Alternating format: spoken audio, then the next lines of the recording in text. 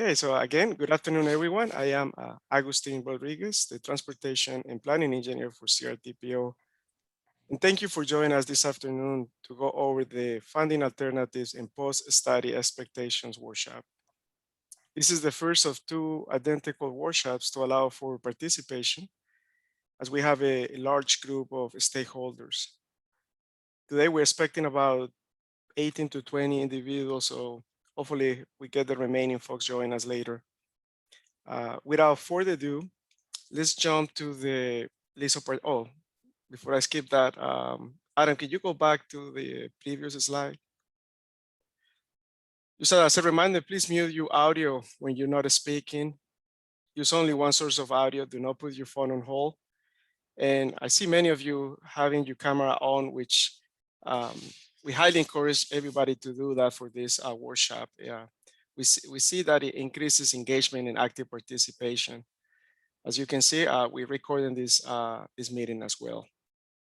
Next, please. And this is the agenda for today.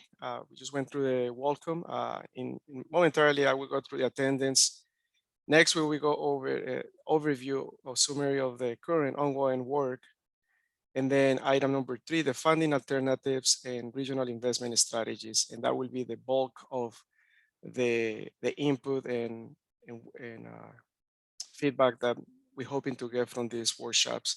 That in item number 6.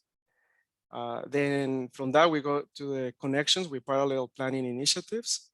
Funding alternative tool, we're switching those from the original agenda. So we're gonna be covering that after we go over the post-study expectations. And that, like I said a moment ago, that'll be the second item that we want. We're looking for input by each of you. And then the final thoughts and next steps. Next.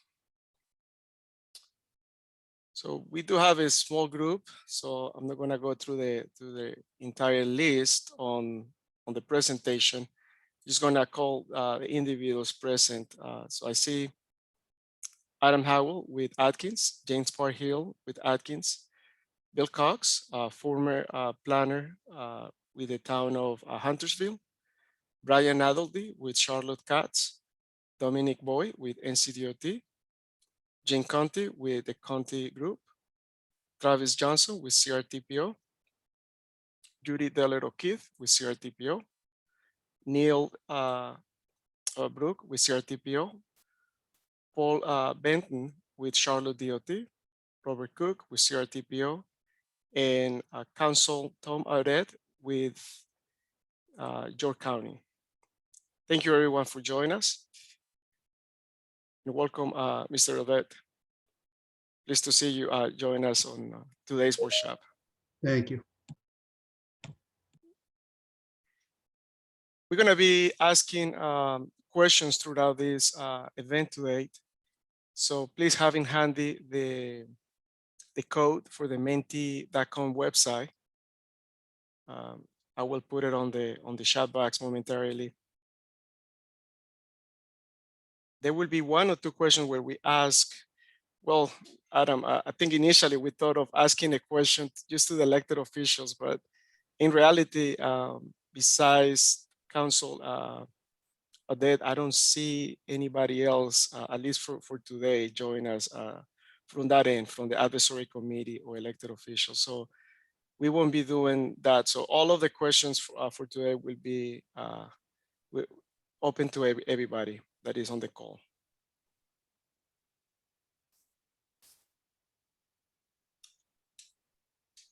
Oh, I'm sorry, can you go back? I was typing the 0241. That's the Menti code.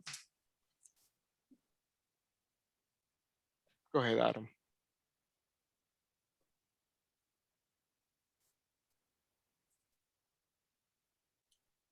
So next we have the progress overview summary.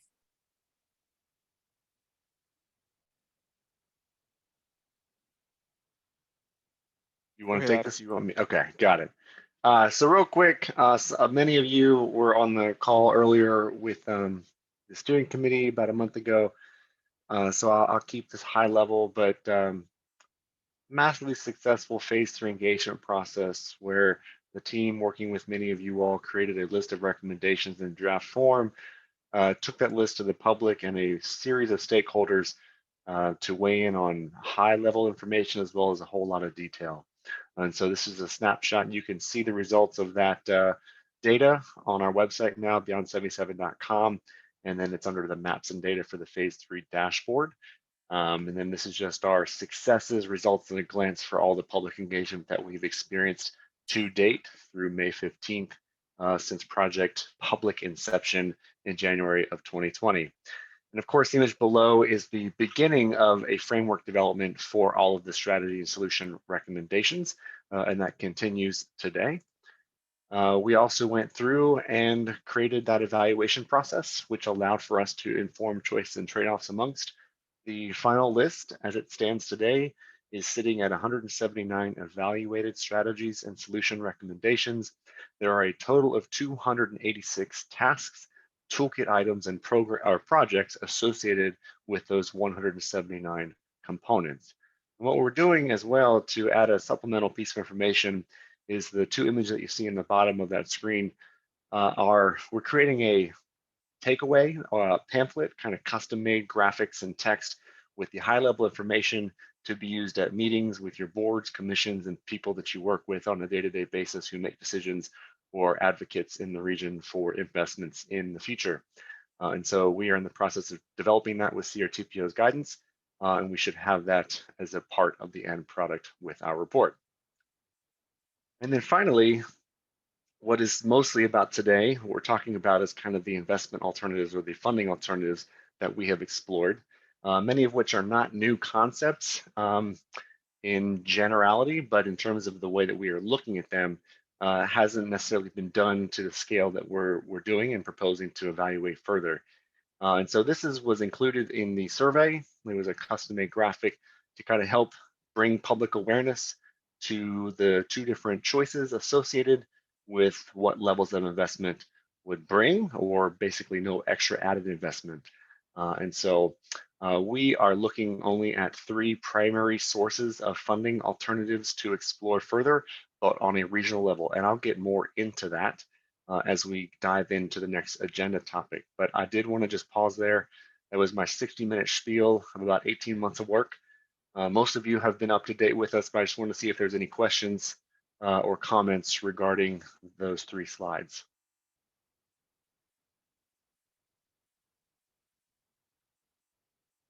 All righty. So we want to move into the kind of the bulk of our session today. And we have been developing a report for funding alternatives and regional investment strategies, but we've been developing it for multiple audiences. And it is not just a financial and or technical memo. It outlines key factors for background context that inform this report, baseline assumptions, near and long-term funding alternative strategies, and associated disadvantages or advantages with each, not or, but and, so we do both. And there are high-level revenue projections estimated for the near-term recommended alternatives that we explore as a part of this. Before I get into the meat of that, I want to provide some context as to how we are looking through these alternatives. And up front, my team has worked with CRTPO to define some overarching items where we want to define and be upfront with these multiple audiences for further understanding. One is just the general aspect of costs, and we recognize and we want to make well known that there is a reality that building, operating, and maintaining transportation infrastructure is quite high, and we all know that. What are those existing funding mechanisms? Those currently in place are recognized to be insufficient to meet all transportation needs, which is exactly why we're talking here today. We're also looking together to understand what is the collective capacity of potential changes to occur in funding mechanisms, as well as we have relied on 3 core past or recent studies and proposals to address funding shortfalls. And those would be the NC First Commission report, the Charlotte Moves Task Force report, which has turned into the Transformational Mobility Network Initiative. And then there's the Committee of 21, for road solutions for now and in the future back in 2008, which I'm assuming some of you were involved in during that year. Then we wanted to continue to define some baseline assumptions to be very clear as to why we are approaching this using already known funding sources, but through a different lens, and then how to help guide you all as advocates and decision makers to further prioritize some short and long-term strategies. Item 1, which is near-term availability, is listed first in priority order because transportation systems takes years to plan, develop, fund, design, construct, and operate. Procrastination here is simply not a viable option. Hence, strategies recommended in the near term are options that are largely considered to be existing traditional methods, strategies, such as sales tax, property tax, and registration fees for local governments in North Carolina. And I want to highlight that again. I say North Carolina specifically, and so to Mr. Audette from York County, we recognized early on that a bulk of this study has been occurring and being analyzed in North Carolina, and the complexities with looking at funding alternatives and scenario options across state lines comes with a whole scheme of new challenges that is recommended to be explored at a later date. York County is ahead of the game a little bit in terms of raising sales taxes, as we all know, for transportation funding options and needs. And so we did use them as a peer to understand how they went about and what they use that for. Items 2 through 5 are listed in no particular or prioritized order. The concept of prioritization is finding consensus regionally on how to prioritize the regional system's essential elements into a single plan for execution. Timeframes or time, we have defined 3 of them. One is near term, assumed to be 2022 through 2027. Medium term is 27 through 37, and then the long term is 37 through 50. The concept of sustainability is really the ability of a particular funding source or set of funding sources through a devised strategy to reliably deliver substantial and predictive revenues year after year. And the final one, geography, again, as I highlighted, North Carolina focused 10 county area. This is a regional perspective for Charlotte. This is not just Mecklenburg or the CRTPO area or the jurisdiction impacted by the Beyond 77 corridor.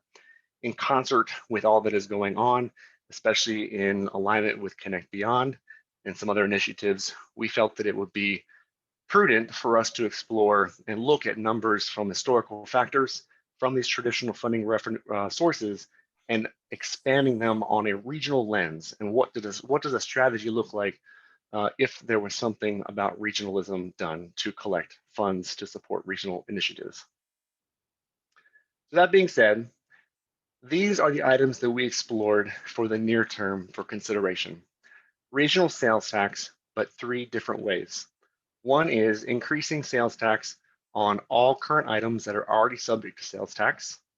The second one is imposing a motor fuel sales tax that's on top of the current gas tax that exists.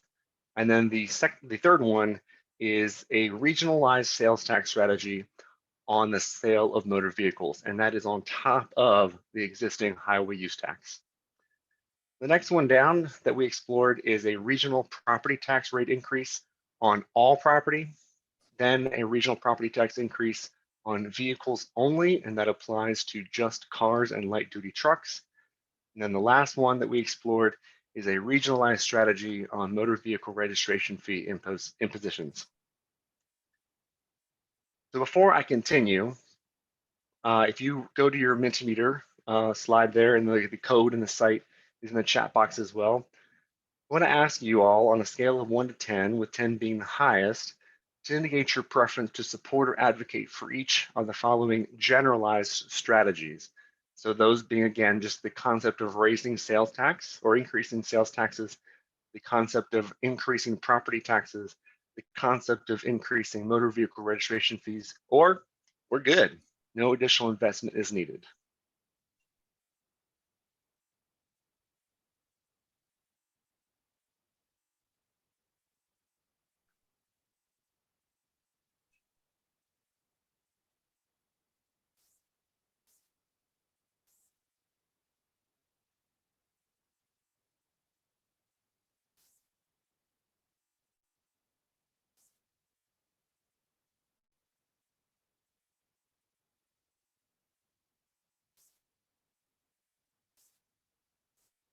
Give you guys about 10 more seconds. I think we're getting everybody to participate, and I appreciate it. Can everybody hear me okay? Thumbs up from Augustine. Okay. All right. I appreciate the feedback on this. I'll keep this live for a little bit longer. If you keep that page open, if you haven't participated, but I'm going to continue on, and we will actually revisit these results in short order, and we'll have a nice little open dialogue about it in comparison with something else shortly. But I do want to dive into a little bit of the detail that my team has developed for the purposes of the report and these different strategies that I highlighted on the previous slide. So the general sales taxes were considered in variations by the NC First and Charlotte Moves reports. The Committee of 21 recommended a half-cent sales tax increase just 10 years after Mecklenburg County raised it by the half-cent for transit in 1998. Motor fuel sales tax advantage. Well, before I continue, let me go back to general sales tax. So I want to touch on these high-level general revenue estimates. And I am having trouble speaking today. I apologize. But Mecklenburg County, currently the half-cent sales tax generates about 58 million annually. If there were to be an exploration of a 10-county region half-cent sales tax increase blanketed across the 10-county area, based on recent spending trends of the past, I believe we looked at 5 years, that would produce an additional $195 million annually on the base year of 2020, not in counting 2020 due to COVID. So I just want to throw those numbers out there so that you're aware of what we're looking at, and we're going to get into some more details as a part of that report later on in an open dialogue. If we were to explore the concept of motor fuel sales tax, an advantage here is associated with the user fee principle, is already associated with how surface transportation is funded, but a slight increase in the cost per gallon of gas could potentially impact the state and region's cost of living and economic competitiveness. Now, I am only reading to you selections of advantages and disadvantages for each one of these strategies and different rate or tax increases. We have developed a series of advantages and disadvantages or choices and trade-offs between each one to help inform you as advocates and or elected officials on developing those best short and long-term strategies for investment. We did project initially, if there were to be the same average sales tax, which is 7% across the 10-county region, on to the sale of motor fuels, annual revenues would fall somewhere between $240 and $250 million. Again, base year of 2019 or start of 2020, and we did not take into account or go down the slippery mess of trying to do EV penetration into the market and rising fuel efficiencies. That would be a future exploration, but this is generally what it would look like if we were to have this today. If we were to then continue on and explore the option of imposing a sales tax on regional motor vehicles, so when you go out and buy a car, currently the highway use tax is that. It's set at 3% of the vehicle's purchase price across the entire state. North Carolina apparently has the lowest tax on vehicle sales in the country. And the concept of a sales tax on the sale of cars was not considered by any of those reports that we were relying on as core peers. And an advantage of this would be that it provides access for localities to a very significant portion of their sales tax base that is not currently being assessed. But on the flip side, if transportation as a service becomes more dominant in the market, the volume of car sales may drop, thus lowering the sustainability feature of this strategy in the long term. But if we were to look at projections, if the existing highway use tax is simply doubled on a regional scale across the 10-county area, of course, requiring authorizations for counties to impose such a tax, annual collections are estimated to be between $35 and $40 million. Moving on to the concept of regional property tax, if we were to look at all property, including cars and real estate, the current property tax base in the 10-county region is sitting at approximately $320 billion. with a base weighted average of 76 and 83 cents per $100 valuation, each additional 1 cent per $100 increase would generate between 25 and 30 million based on our projections. The NC First Commission covered a statewide assumption on property tax increases, and Charlotte Moves talked about it from a secondary component to not really be relied upon unless the sales tax issue was to have some problems in the near future. Advantages to this would be the actual cost per property is actually relatively modest, but major disadvantages, property taxes are typically used to fund a wide array of local government needs, as we all know. And while some proportions currently may be used for transportation purposes, there may be pushback by some in leadership to increase or change what those proportions would be if and when rate increases could occur. And then if we were to look at property taxes regionally on just vehicles, there are 2.1 million vehicles across the 10-county region, approximately, with about a $20 billion value. If we were to just reallocate funds collected from the tax for just transportation needs, that turns into about $156 million. And if a new tax is imposed for this purpose, every additional cent increase on that would produce about $2 million annually. This was not explored in great detail by any of the three reports that we looked at early on to inform our exploration. One clear advantage is that there's a clear linkage to transportation and access to good transportation networks. But one disadvantage is if redirecting portions of the current taxes collected to transportation could cause issues for local jurisdictions to find funding for existing services that are not necessarily transportation related. So again, some choice and trade-offs there with how you allocate and do proportions with the taxes collected. And finally, looking at the regional motor vehicle registration fee on a regional scale. I know on the previous slide, I said there are 2.1 vehicles in the region. This one is the 1.8 million that are subject to the existing $38.75 registration fee annually across the 10 counties. Municipalities are allowed to levy up to that additional $30 for street improvements and public transit per current state statutes. Regionally, if all jurisdictions increase the fee by $30, it is estimated to generate approximately 54 million. The Charlotte Moves initiative notes and estimates that just in Charlotte, a $10 increase in the fee for just the city would generate approximately 8.8 million. So with that, I do want to pause and compare your answers with the responses we received from the public during phase 3. We asked the same question, and same scale, same everything. And the regional motor vehicle registration fee is exactly at 5. Regional sales tax had a slightly higher level of preference if there were to be additional investments. And of course, property taxes below the 50% mark. And then there was just over 800 people out of the 5,400 that responded that said no additional investment is needed. So little differences from how you guys responded. But I think the next slide, the one we are going to, yeah. Augustine, do you want this question to be applied to everybody today? Yes. Okay. So I do want to ask you all to participate in the next question as a part of Menti, and we're going to have an open dialogue about what I presented on.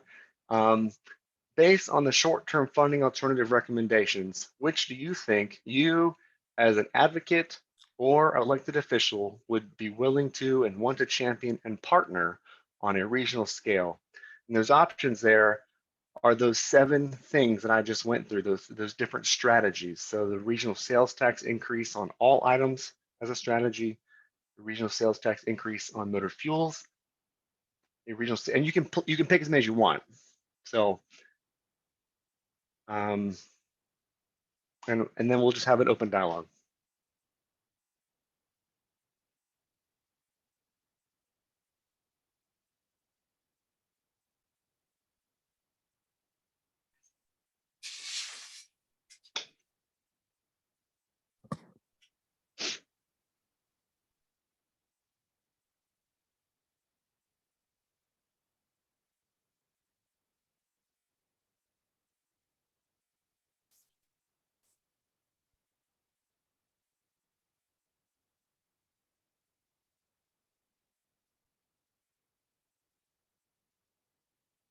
And I know that I'm doing all the talking here, but I did want to recognize Gene Conti has been influential with helping develop the material that has gone into this report and helping us coordinate with NCDOT and other entities to make sure that our information is accurate and correct. And so, Gene, if some questions pop up, I might rely on your input to help convey some historical context as well, because I know that we've got some people here. I know Mr. Cooksey, Mr. Cox. I mean, all of you guys have been involved with parts of these research strategies in the past on how do we do this. And so some of this is not new, some of it might be new, but just a different way of Yeah, looking one at it. thing I'll mention, Adam, the the sales tax is capped at $1,000 per vehicle. So if you buy an $80,000 car, you're not going to pay $2,400. You're going to pay $1,000 for the use tax. And I think the projection that I put out there, we did take that into consideration, recognizing the cap and the value of the current average sale price or something that we looked at. Okay. We'll double back on Ben with that.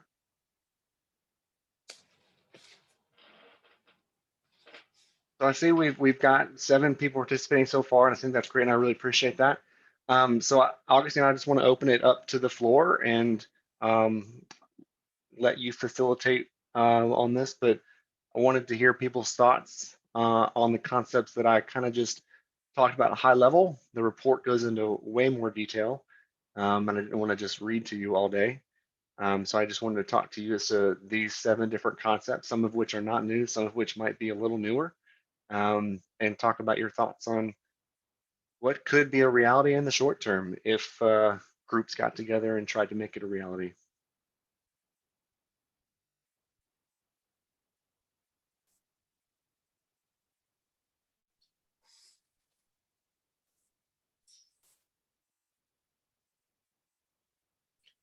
Again, I see the Council of Dead is the only elected official, but anyone is welcome to provide any comments on these questions.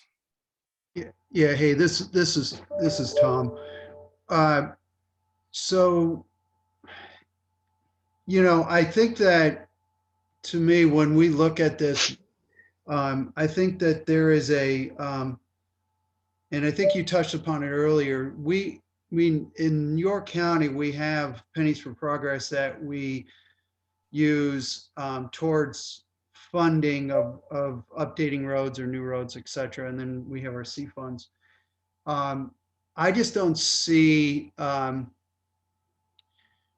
think that for us, we are kind of self-contained in what we're doing from this area, project-wise.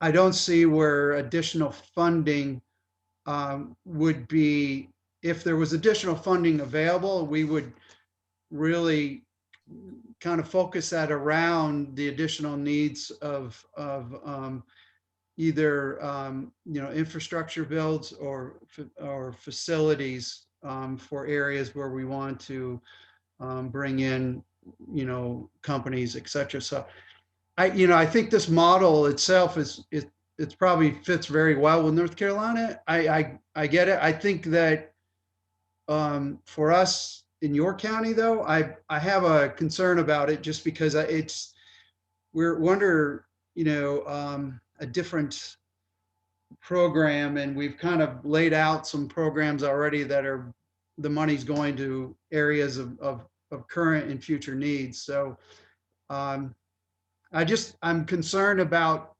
where and how we would be impacted by a larger decision like this. And I don't want to be impacted regionally by a decision that may be affecting us in a way that's not going to be good for our area, just because our money really needs to go towards the projects on the books and then future initiatives around what we need to do or what we are seeing in the future for expansion of roads, et cetera. So again, those would be my thoughts. And I've expressed it in my comments too, but again, that would be my thoughts from what I'm seeing here and how you're looking at the different revenue sources.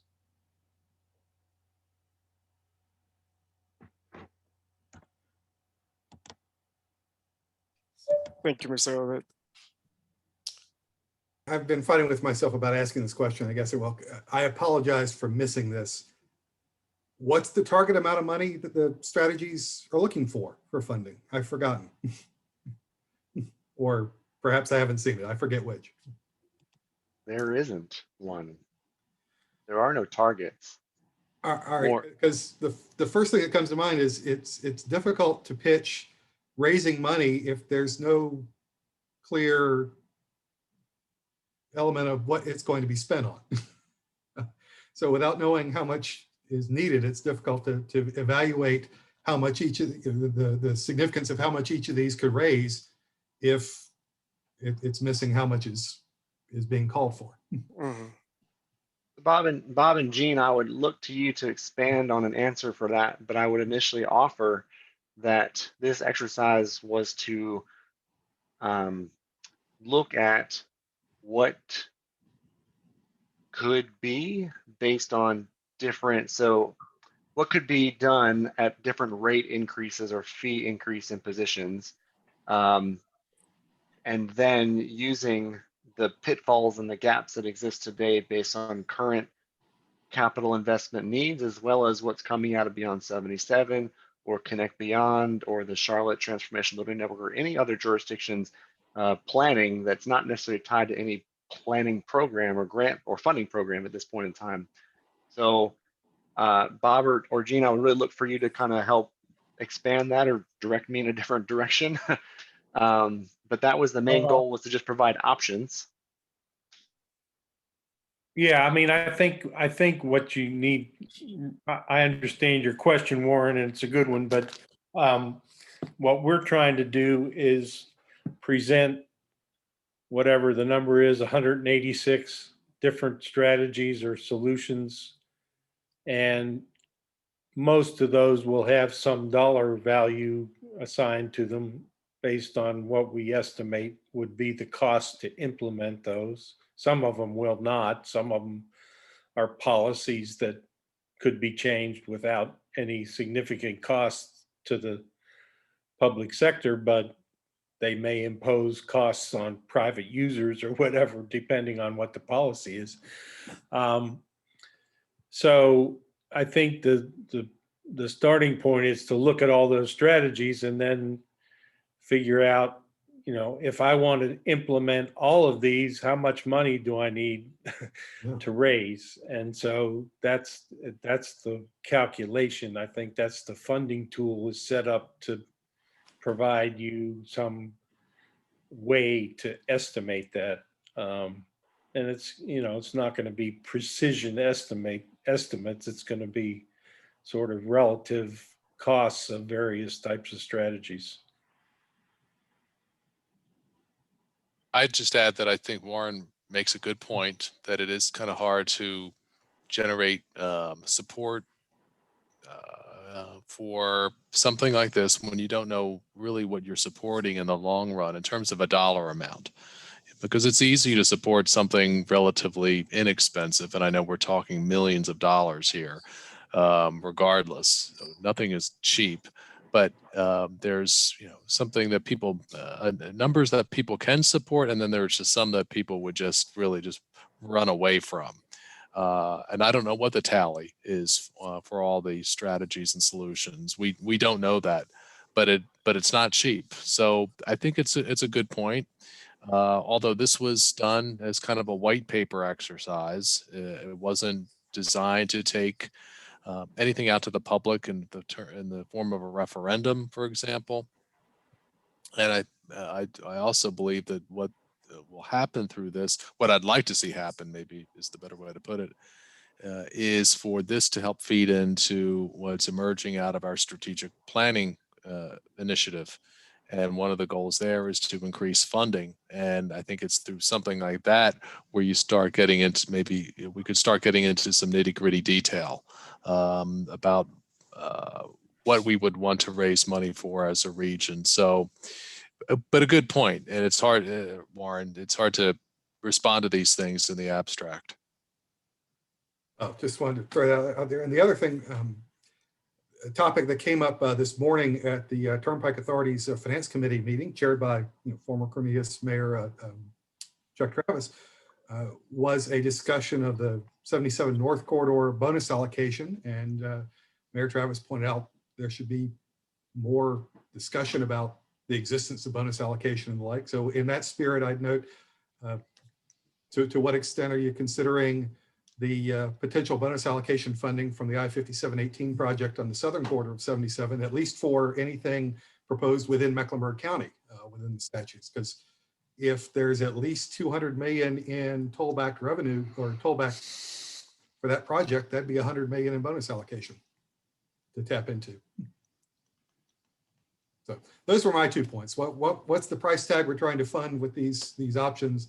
And don't forget the potential, the bonus allocation for the 77 South Corridor as a revenue source as well.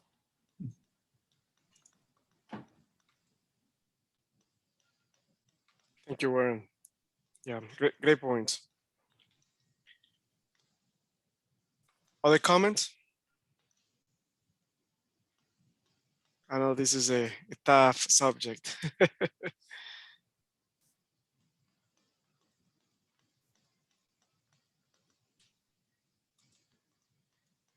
Augustine, it's Bill. At the risk of edging into the political realm, which is where money ultimately gets raised and its use decided, as you talk about this particular effort, and these revenue streams are being discussed for other planning efforts as well, other needs as well. And so, although I think we can come out of this saying, okay, for the purposes that have been identified in this study, we think the following might be good sources of revenue. To Warren's point, the dollar amount is necessary to figure out. Excuse me, I have a cat trying to climb on my lap. But to Mr. Audette's point, there are lots of needs that the public has for money, and you have to determine this in the context of those overall needs, because the public will only accept a certain amount of taxation, whatever that nature of taxation might be. So the Charlotte Moves group, Connect, also the Regional Connect effort, have identified huge transportation needs from a finance standpoint. The same has been done in York County. Just the Pennies for Progress has been around for a while, and it's been very helpful, but it doesn't touch all the needs. So it's a way to ramble around the issue of, I don't think you can come out of this as a unique effort for these purposes. It has to get folded into the regional needs that we've identified for transportation purposes, as well as other infrastructure purposes. And that's going to be a subject of further discussion here in a minute, I think. Okay. Because we have been talking to the other various studies or efforts with the other organizations. And, So, and so, we- Mr. Secretary, I didn't mean to leave out the DOT either. No, we agree 100% with your focus on making sure that whatever comes out of here is at least socialized with the other organizations, with the Charlotte Business Alliance, with the local governments and so on. So we agree 100% on that. And I guess to Bob, sometimes I think that we don't provide context at the beginning of our presentations to remind, or at least to inform again, that while a lot of the infrastructure that Beyond 77 looked at was solely within our study area that we defined early on. But then per what Gene just commented on in terms of looking at all the studies and initiatives that we are coordinating on, is that we saw a need to look at different funding sources and alternatives on a regionally geographic scale, not just within the 77 corridor or within the CRTPO planning area. It was more of, well, why draw a boundary around that when the region has infrastructure needs and pitfalls surrounding everything? Bob, do you agree with that or add more context to that? Certainly agree with it. And what to isolate the corridor, we isolated it for this study. We had to. We couldn't do a corridor study that would took in the entire region. But the problems that I think we identified and the strategies and the solutions to respond to them are applicable to the entire region. There are issues associated with 77 about getting from one side of the interstate to another that are not limited to 77, any interstate, and then also a road like Independence as well. And some of the other significant arterials we have in the region, it's not a heck of a lot better in many cases. When you have maybe 6 lanes in some areas, parts of South Tryon Street have 6 lanes, I believe, and that's not a treat to cross. So it's yeah, I think it's what we've developed, I think, has applicability to the entire region, whether you're in the corridor, the 77 corridor, whether you're in the 85 corridor, or maybe you're not in either one, an interstate corridor at all. I think plenty of those 100 and some strategies and solutions are very much applicable to areas outside any freeway corridor. Yeah, and I'm glad that we also have Jason Lawrence and Jorge Luna on here as well, working on leading the Connect Beyond study with the Central Atlanta COG and CATS.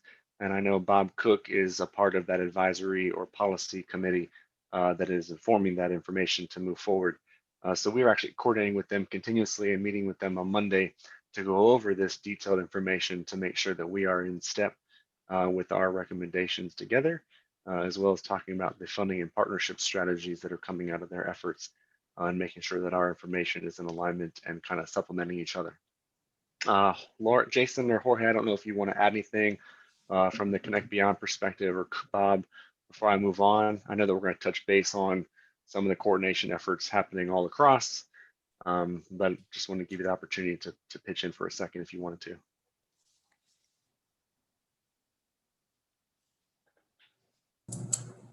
No, just I think really enjoying the conversation. Look forward to our dialogue on Monday. I think that what's interesting about these two efforts, we're seeing some similarities. There's a lot of things that seem to we kind of came to the same kind of ideas at the same time in a lot of ways. Even our name, right? Connect. but I think there's some really great synergy between the two efforts. Certainly, I think they kind of really help support one another. So I don't have anything to add. Enjoying the conversation and look forward to our dialogue on Monday. Perfect. No, I appreciate that, Jason. And again, I'll touch base on the other initiatives as well as Connect Beyond shortly. But I just wanted to give them a shout out and just kind of chime in on this part of the conversation. Any other comments or thoughts before I continue on with some of our longer term strategies?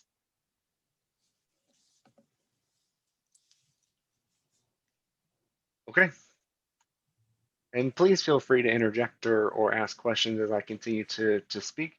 But we did explore 3 different alternatives recommended for our mid to long-term timeframes that I defined early on.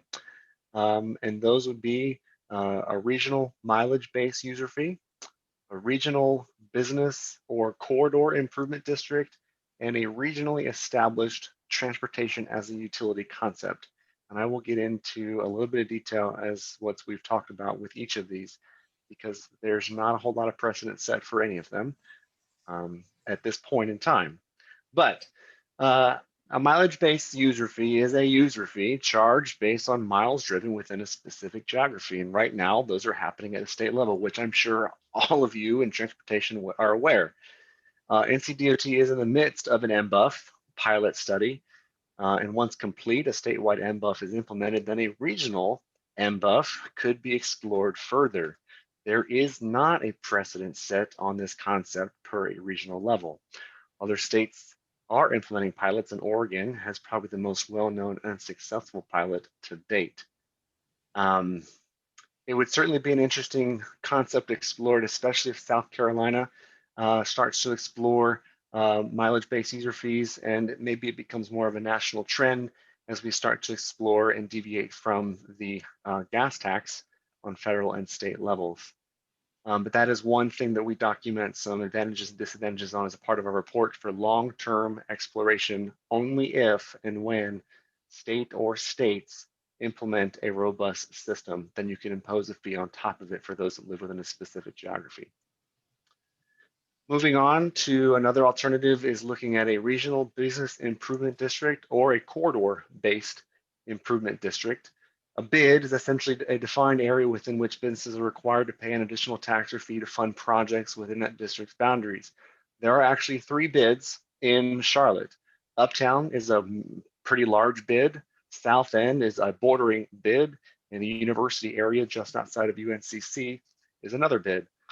They are all managed in part by Central Charlotte Center City Partners. These districts typically fund services which are perceived as being inadequately performed by government with its existing tax revenues. And we are actually recommending it be looked at, maybe if you took the Silver Line, for example, and you made the entire Silver Line corridor one massive bid, or you made the stationaries. I know that CATS and the city have been doing a large TOD planning study, and maybe talking about a certain radius from each one of those station locations, imposing or creating bids around all of those. Something to consider again for the longer term time frame, but there certainly could be benefits to be achieved for additional investment if those were to be created. And the last one is a unique construct. The other gentleman that has been helping us write this report, his name is Ben Stein. He's been with Atkins for several years now, but prior to that, he served as the chief financial officer for Colorado Department of Transportation. And he is very involved on a national level for looking at funding and financing mechanisms for transportation infrastructure investments on multiple geographic scales. One of those concepts is developing a regionally established transportation as a utility. And to kind of look at it like this, transportation is essential for our access to basic necessities, not unlike access to electricity or water.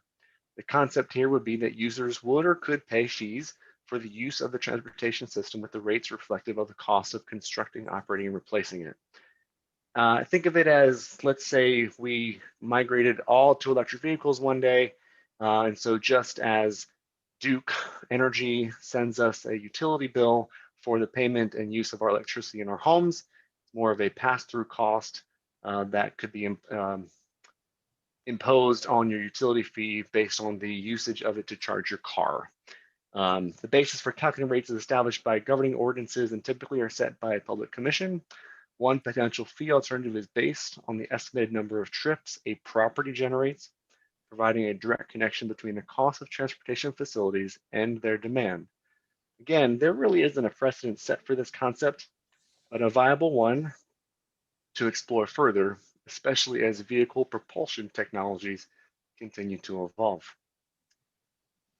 And I am afraid I'm going to get booed or scoffed at for some of my comments I'm about to make here, but our report does state a few of these items that we want to make sure that we document are not viewed as sustainable or sufficient. Item number 1, additional federal funding are great temporary injections, such as the current federal infrastructure stimulus that is being explored and debated, which could probably be debated forever at this point. Just like ARA money was injected for a short period of time, great temporary benefits. The second one, additional funding from NCDOT and the state of North Carolina, I know that the NC First Commission has been working hard to help the state realize and come up with different strategies and alternatives, as well as what we're doing here on a regional effort. But we are documenting the fact that relying on additional funding in any of the timeframes right now is not viewed as sustainable or sufficient to meet the growing demand and need, as well as the need to maintain and operate. The third one, and I'm waiting for the booze here, is the concept of tolls in the realm of tolled express lanes and tolled highways. And I want to make sure I caveat this appropriately. Sorry, Warren. That the tolls that are collected primarily support the facility in which they're collected on. They don't necessarily get distributed in great proportion to anything outside of that facility. And the final No problem one, with that. You're absolutely correct. As long as that fuller definition is included in any write-up, I don't think you're going to create any heartburn from that. all right, just making sure. We definitely had a great comment and deliberation on that concept of, is it or is it not? Do we talk about, how do we talk about it, kind of thing?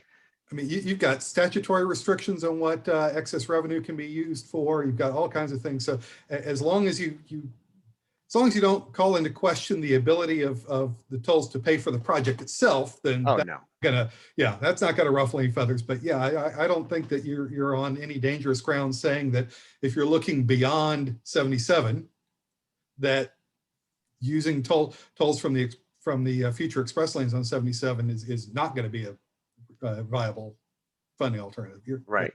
Right. Perfect. Okay. Just glad we got that off our chest. Thank you so much. Until the day where I see it's $10 for me to go from 277 to 85, then I might have an issue.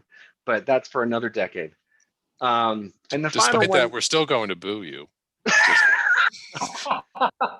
that's what happens when you get to the end of a project. I get it. That's tough love. Tough love. The final one here is cordon and or congestion pricing. Cordon pricing, I think most of us are aware of what they do in London and some parts of Australia where it's being explored. There's a geographic kind of fencing that's being done. And when you enter that area, then you get charged more for traveling in it. Congestion pricing, again, could be done on toll lanes if the statutes allow for that to occur. But then imposing a higher fee at different variable pricing. And I think we're already doing that to a certain extent. Is that correct, Warren?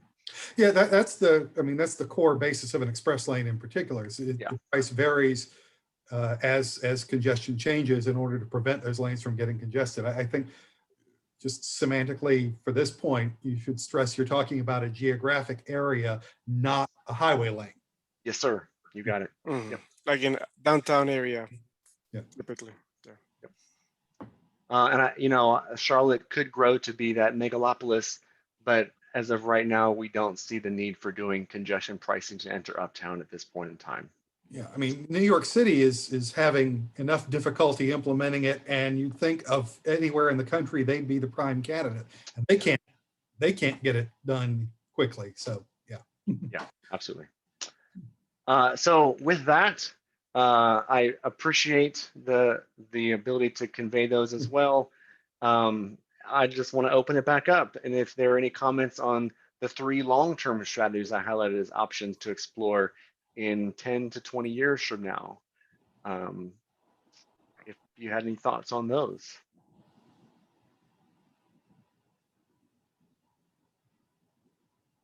This is Brian Adalny. When you mentioned the bid option, which kind of reminds me of a TIF option that we looked at a long time ago.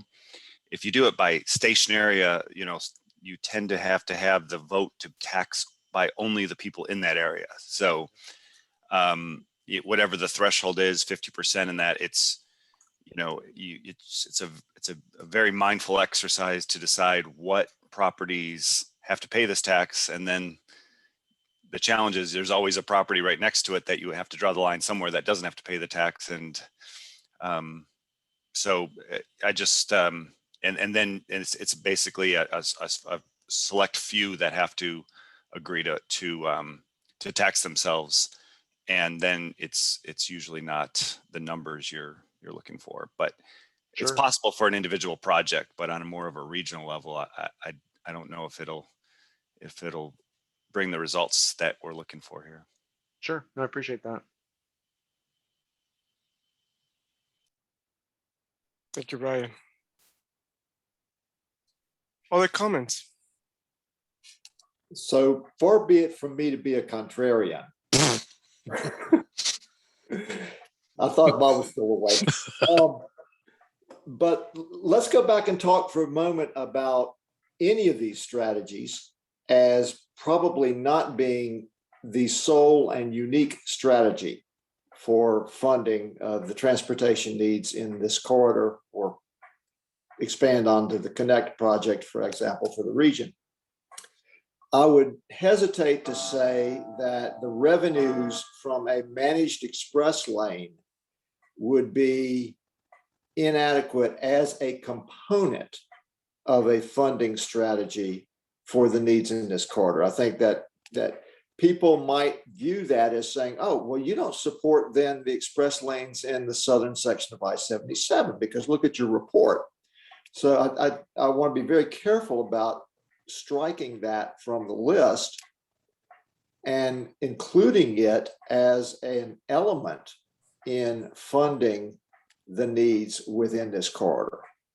And also, I would strongly support using it for funding parallel transit along I-77 South, for example, where we were unable to implement that on 77 North because of the public-private partnership element, and the fact that I think we had not yet evolved to the point of truly acknowledging that you can, as Colorado has done in some corridors, use some of the revenue to support transit within the corridor. Yeah, so I do want to make sure that I do address that, and I do want you to know that I'm reading you this verbatim now from our report, and we documented the very successful planned and or implemented express lane projects or tollways implemented in the Charlotte metro region. And so we recognize as a part of the report that all those specific toll projects, such as all of them that we've wrote down, are above, can do and provide meaningful congestion relief. There are significant limitations on tolls as a revenue source to serve as a long-term regional funding solution. We do recognize that they serve that component to support that existing facility within that right-of-way. Absolutely, yes, sir. So go ahead, Brian. Oh, I was just going to say that depending on the way you word that, when you first read that without the qualifiers you said, I can see how people could say they're saying that no more toll lanes because it doesn't make sense. And Yeah. the other thing you put on there, which was about federal funding. I'm wondering if you kind of talked about the infrastructure program and ARA and all those kind of potential one-offs like Tiger grants or build grants or raise grants. Now it's all those are the three of the same thing. Right. But when it comes to federal funding and in programs like the New Starts, which are regular, when Charlotte Moves is looking at large transit projects, I think all of them include some level of federal funding or else they don't make sense. So again, wording that, I don't know if you meant to, it sounded like all federal funding is just not really going to be thought of. But I think, as Bill was saying, there's probably got to be several pots, and I think federal dollars is one of them. So just the way that it comes across as we go forward, we just have to make sure that people don't get the wrong idea. No, I appreciate that feedback, Brian, and I will make sure that I provide the additional context in my presentation for the second workshop, because as a part of the report, and I'm sorry that we don't have it distributed to you in the purposes of this discussion today, but the section on the funding from the federal government is mainly focused on the collection of the gas tax, the federally defined gas tax. And I know that a lot of formula funding comes from that as well. But we are mainly focused on just the general maintenance and operations of our highway system, not necessarily the capital improvement grants or any of the other sources that you just supported there, or even the 5307, 5310, or even the formula funds that are there.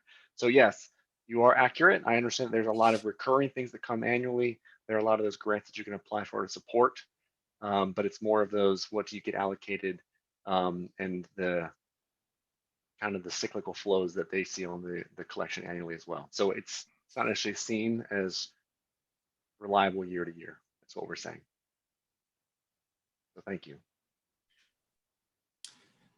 I had one other word choice question for you on the next two slides from here on the description of the business improvement district. Mhm. You could over there. I'm curious as to your source for that second sentence. I've never seen a district described as funding services perceived as being inadequately performed by government. I've always seen a business improvement district, especially within the municipal services district definition, as providing projects or extra services beyond the baseline provided by a local government. And if you're, again, attuned to this theme of how could words be misinterpreted on there, I think this language, unless you've got a source I'm not aware of, I think this language is very, very charged and could ruffle some significant feathers about it by claiming that governments are providing inadequate services. And so some areas have their special districts to make up for that inadequacy. Again, if you get like Coates's canons on school of government, and it's been a while since I looked at the statute, the idea of the business improvement district is to provide extra services, not make up for deficiencies. So Fully agree. I wanted to offer that to you as well. Yeah, I reading this again, Warren. Yes.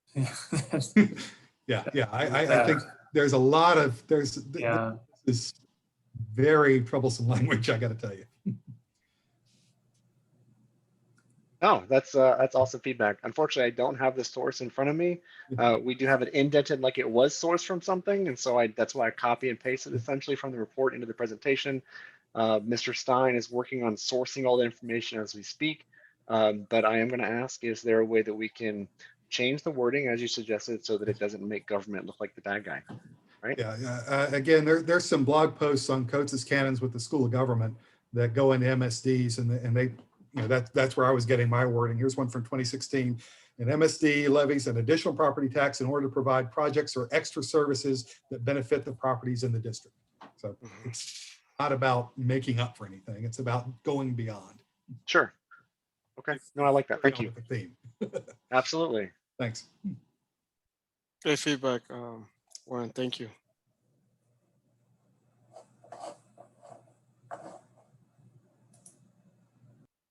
Any other thoughts, comments?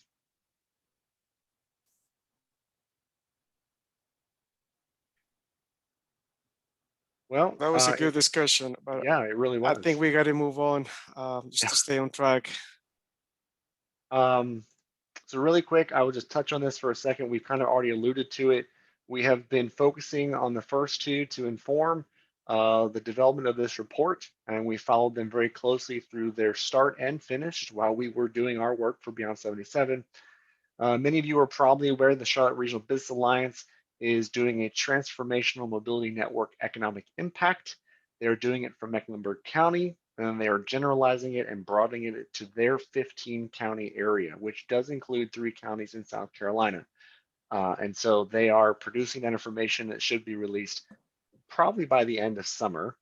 But we are working with them to align some of our assumptions for unit costs on how revenue can be allocated to certain modes. And then that is then a translated story for you to then understand, okay, well, if you raise this much money for this mode, this is the economic impact benefit by that investment. We have also been coordinating with CRTPO's 2050 MTP development because they're also exploring similar as well as some variations on funding alternatives to be included in their report for their board deliberations.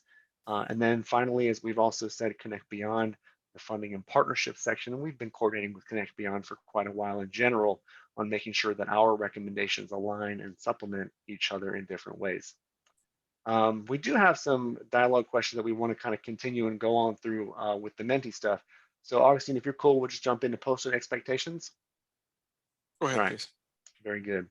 So we want to get you guys to chime in here, and I'll read the first question, then I think Augustine and Bob will weigh in a little bit more with what they think, but this is an open-ended question. I don't think you're limited on characters, but let's not go over the Twitter standard of 140.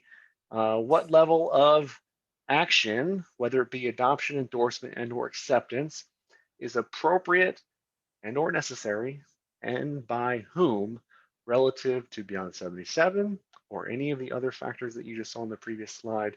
And Augustine, if you want to give more context as they deliberate their answers. So last night during the CRTPO board meeting, I touched bases on this. So for those who were not part of that presentation last night, I will say it again, is we're looking at requesting action from CRTPO board initially, and then once we're done with that process, coordinating with our partners in CDOT, RFATs, in councils throughout the region, CRAF and other entities to do some type of action as well. We know that at the beginning of the study or through the study, through this study, we reach out to other agencies that have conducted similar studies. For instance, Phoenix, Arizona conducted the SPINE 1017 2-3 years ago. Salt Lake City in Utah, they also conducted a similar study on their equivalent of I-77, also 3 or 4 years ago. And some agencies, interesting enough, they completed the study and there was no action requested to their boards. So we want to make sure that the first step in the implementation plan begins by requesting action to the board.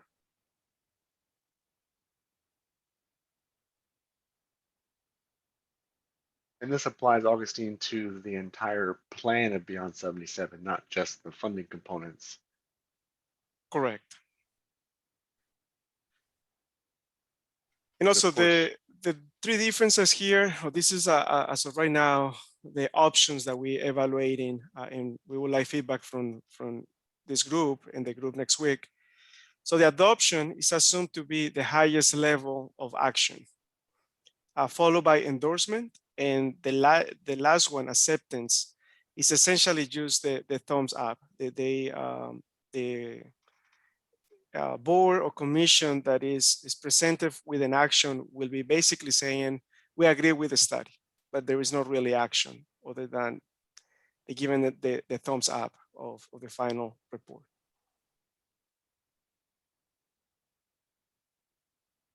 And I know I mentioned the Phoenix, the SPINE study, I-1017 on Phoenix. They requested acceptance. Other studies that we came across, I think one in Washington, D.C., also similar for I-95 through Washington, D.C. area, and the one on Salt Lake City, there was no action requested, and surprisingly, or not surprisingly, they haven't had any success with any of the recommendations after 3 years of completing the study.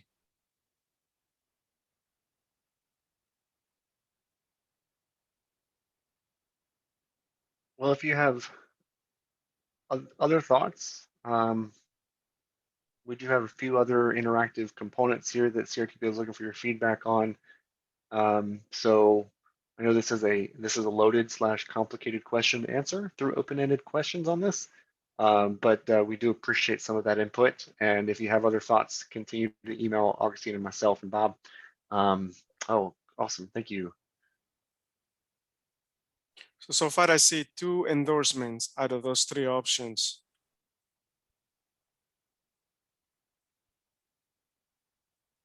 Followed by adoption. Okay.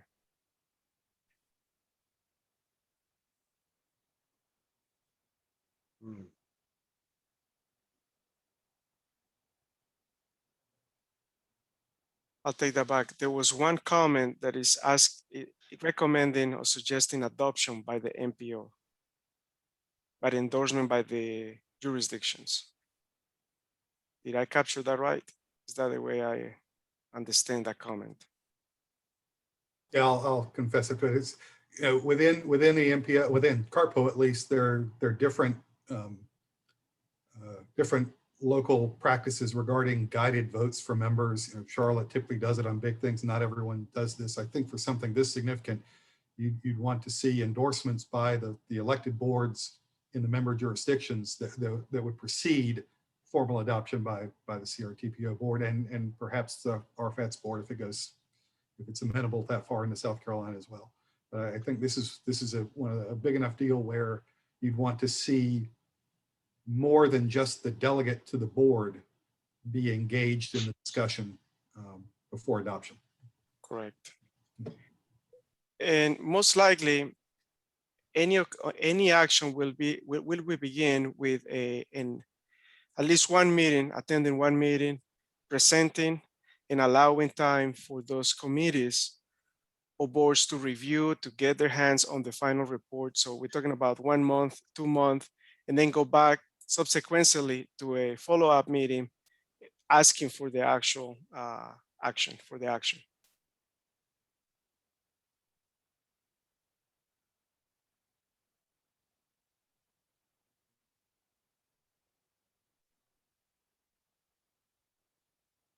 All right, well, I will continue on. If you have other thoughts on this topic, feel free to email Augustine and myself or jump on our next workshop next week. The next question is kind of jumping into implementation opportunities here. Do you think a new program could be formed and be sustainable into the future to allow for implementation of Beyond 77 and other initiatives such as Connect Beyond, the TMN, kind of under maybe not one umbrella, but a big coordinated fashion to start out with, and what it evolves into is all for us to think about into the future. So, scale of 1 to 5, or strongly disagree to strongly agree, do you think something new could be formed to allow for the implementation of Beyond 77 and other initiatives?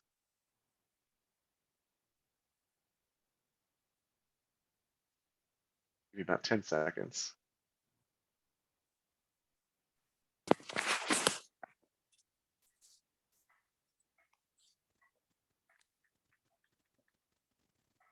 Adam, I'm going to guess that when you say other initiatives, you're including the Connect program. Is that accurate? So all these would be lumped together? I don't want to say lumped together. I just want to say coordinated with at this point in time. It is up to you all as advocates, leaders, and staff on what that looks like into the future.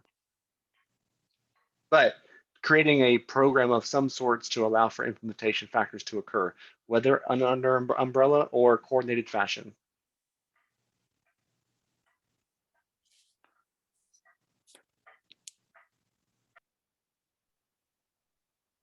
All right, I appreciate those providing feedback. I'm going to continue. We have a few more questions to get feedback on, but thank you all for that input. If you have other thoughts, please feel free again to email myself or Augustine. And look at y'all. Y'all are going ahead of me. I love it. As an elected official or vocal advocate in the region, how do you think you could champion such a program to be creative and successful? And all of you are one of those identities.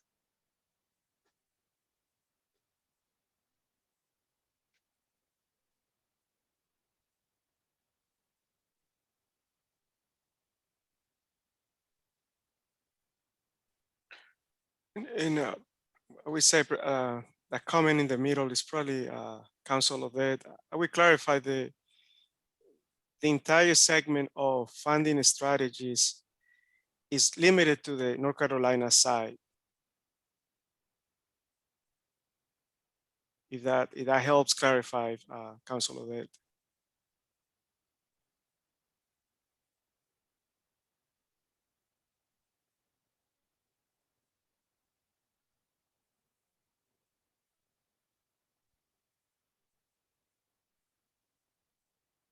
We've got 10 more seconds to provide some type of response to this if you are interested in responding.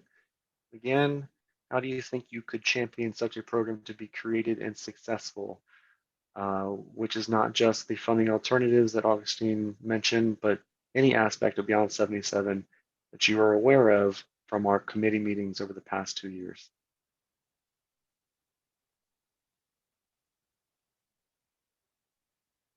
And in this question in general, we're not talking about the funding portion.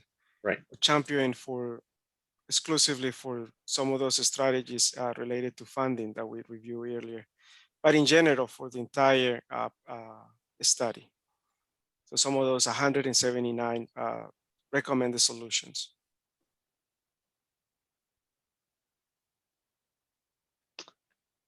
All right, well, I will continue on. If you, again, thoughts, please pass them on. Let's see here. Again, as an elected official or vocal advocate in the region, what challenges might you foresee that would prevent a new program's success?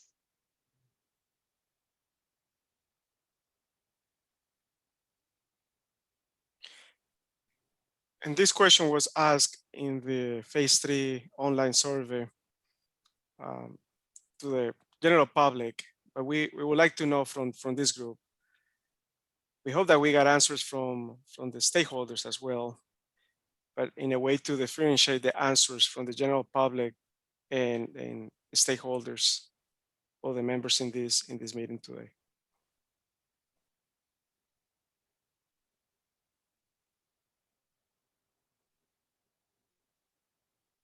So no challenges so far?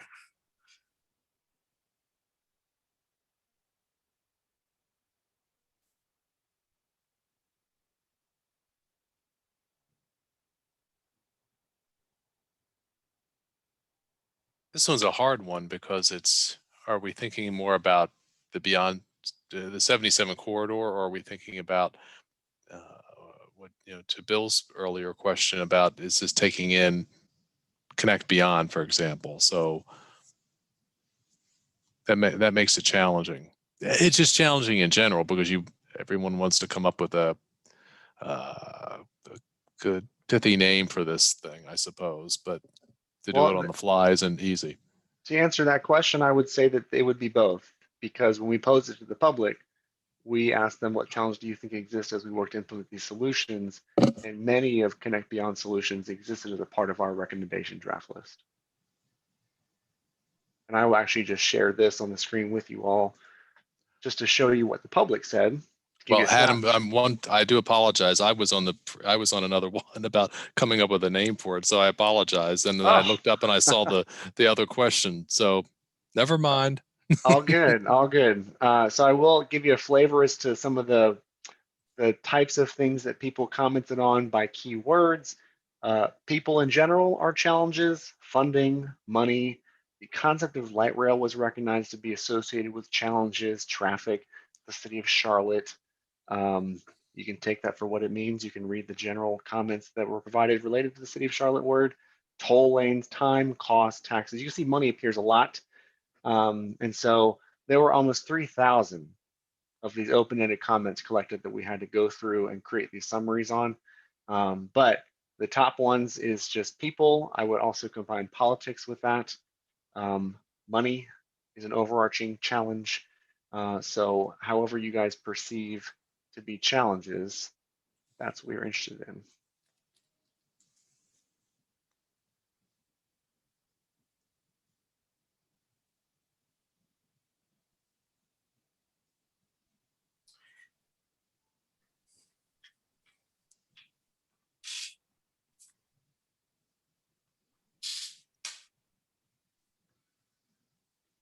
All right, and with interest in time, thank you for those that did respond to that. We'll continue on.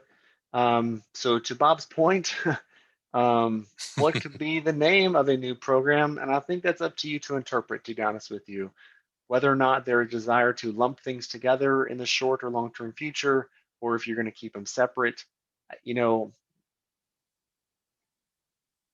that's where I'm going to leave that.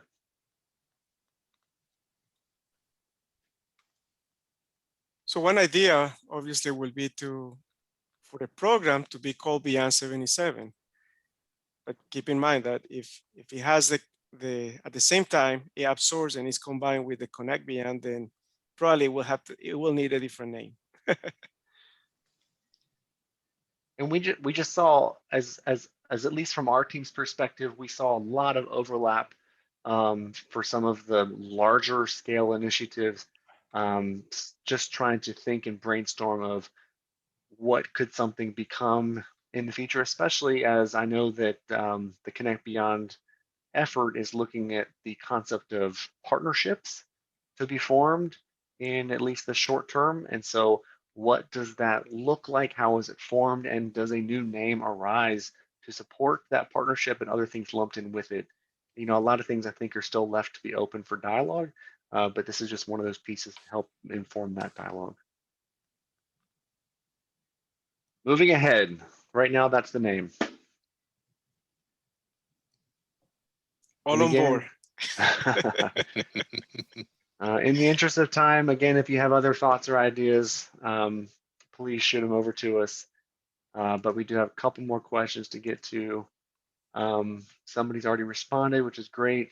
So as you all are aware, or maybe not aware of, but Beyond 77 leveraged social media quite heavily to bring public awareness, which has allowed us to have great success with public responses and involvement. And so we wanted to know if do you think it could be leveraged to continue its success, whatever it is, in terms of awareness with multiple stakeholders on the existence and purpose of it as you continue to evolve it into the future.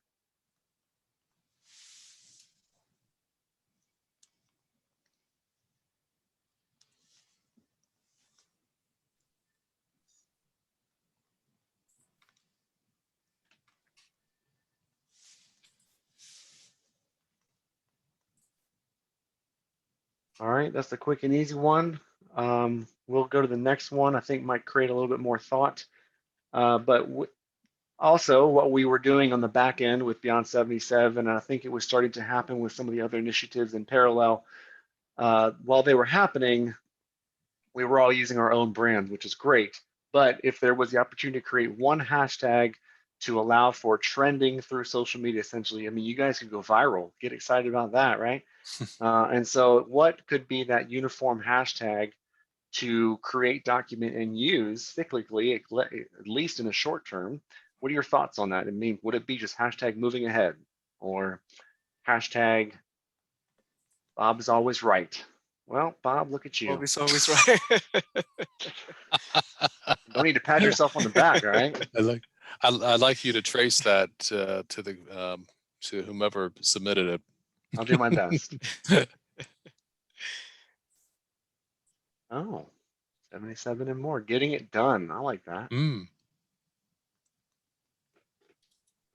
Well, getting it done will be abused very quickly. Well, there's the public awareness for you. Any other thoughts? Any other ideas?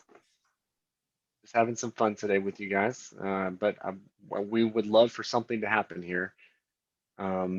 And Jorge, I think this would be something great to talk about with your team on Monday too. I think that,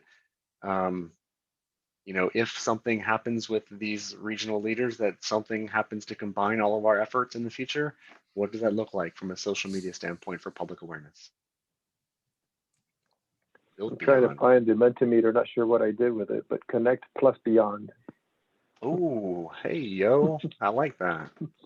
Either that or Beyond. I like it. Beyond Square. We're beyond. We had it first.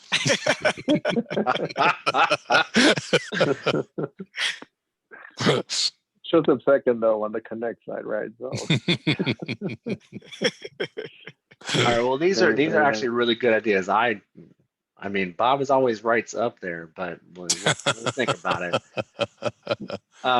So thank you, Travis. I do want to just let you know of something that my team is working on. It's a funding alternatives tool. Just as you've seen with our phase 1, 2, and 3 dashboards, we're trying to explore the opportunity to develop an interactive dashboard for you as staff, leadership, and elected officials to go in and play with, again, from a North Carolina perspective only, to go in and play with the funding alternatives in the short term only, applying a set of rates increase on top of a baseline, as well as the different counties that could participate on a strategic level and then create some revenue projections from there on out based on timeframes that you could define. Similar to, and maybe one or more of you have played with the NCDOT crafts tool from the NC First Commission. A little more simple is what we're trying to look for, obviously because we're not as complex as DOT's funding needs, but we are exploring that and we hope to have something developed before the end of our project. But with that, I am going to turn it back over to Augustine and run through some final thoughts and next steps. Thank you, Adam, and thank you everyone for joining us today. I know we are right at the time, but I just want to ask for any final questions, comments, concerns, and if you have anything else, please email me, email Adam and myself. If you want to make it anonymous, there is a link through the Beyond 77 page that you can send, and it won't track who you are. So if you want to make a comment anonymous, so I'll make a pause, wait. Does anybody else have anything else? Okay, so let me go through the next steps to finalize. Next week, we will have the second of this, the second workshop. It will be the same agenda, the same talking points that we reviewed today. And then we're going to allow for any final comments until the end of next week, just to keep us on track on all of the deliverables. So July the 30th. And I'll be sending an email with that information.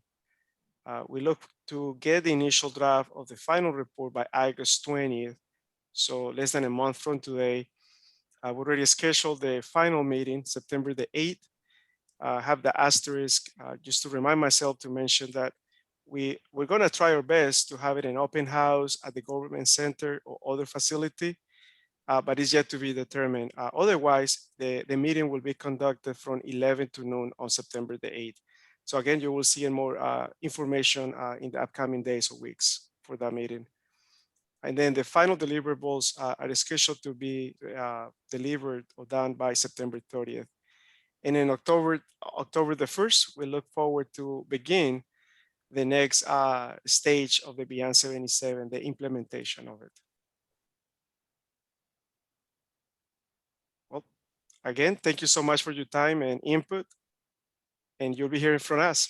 And I hope you have a good rest of the afternoon. Thanks, everyone. Thanks.